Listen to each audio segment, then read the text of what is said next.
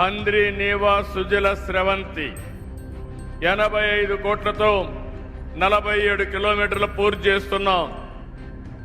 అయితే దీన్ని ఒక్కసారి మీరు గుర్తుపెట్టుకుంటే మొత్తం కలిసి శ్రీశైలం దగ్గర నుంచి కుప్పానికి నీరు రావాలంటే దగ్గర 550 కిలోమీటర్లు అనేక పంపులు పెట్టాం, వెడల్పు చేశాం.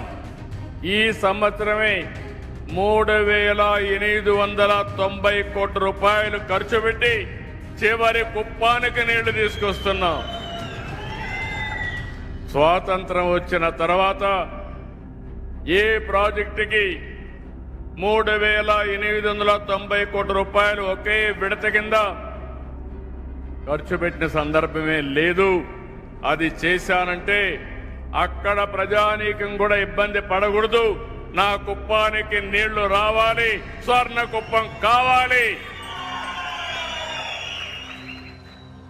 ఈ సంవత్సరమే నీళ్లు వస్తాయి, ఎవరికి అనుమానం అవసరం లేదు.